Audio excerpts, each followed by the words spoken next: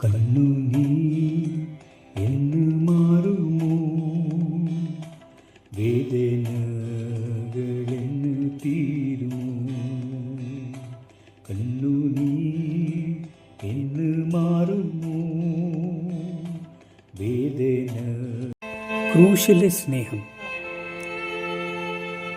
ഇന്നൊന്ന് യേശു കർത്താവിൻ്റെ ആ ക്രൂശിലേക്ക് ഒന്ന് നോക്കൂ. നമുക്ക് വേണ്ടി അനുഭവിച്ച് വേദനകളെ ഒന്ന് ഓർക്കൂ. അവൻ്റെ കൈകളിൽ തറച്ചിരിക്കുന്ന ആ ആണികൾ ഒന്ന് നോക്കൂ, ആ പാടുകൾ ഒന്ന് നോക്കൂ, ആ സഹിച്ച വേദന ഒന്ന് ഓർക്കൂ. അവൻ്റെ തലയിൽ മുൾക്കിരീടം ചൂടി അവൻ്റെ ആ വേദന അവൻ സഹിച്ചു. ആർക്കു വേണ്ടി? നമുക്ക് വേണ്ടി. അവൻ നിന്ദിക്കപ്പെട്ടു, അവൻ അടിക്കപ്പെട്ടു. ആർക്കു വേണ്ടി? നമുക്ക് വേണ്ടി മാത്രം, നമുക്ക് വേണ്ടി മാത്രം.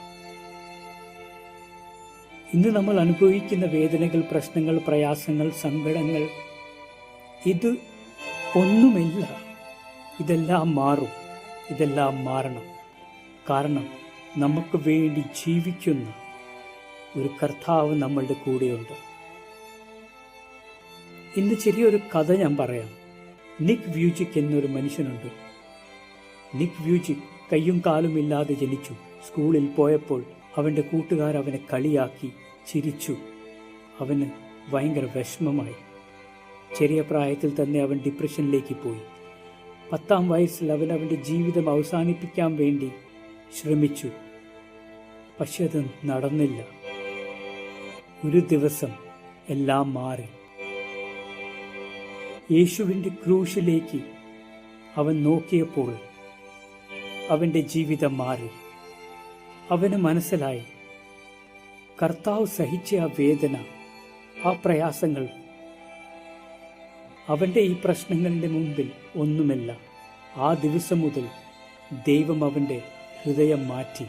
ഇന്ന് നിക് ഒരു ലോക സുവിശേഷകനാണ്, നല്ലൊരു ഭർത്താവാണ്, നല്ലൊരു അച്ഛനാണ്. ലക്ഷങ്ങളുടെ ജീവിതം സ്പർശിക്കുന്ന ഒരു വ്യക്തിയാണ്. മരിക്കാൻ ആഗ്രഹിച്ച ആ കുട്ടി ഇന്ന് ലോകത്തിന് ജീവിക്കാൻ പഠിപ്പിക്കുന്നു.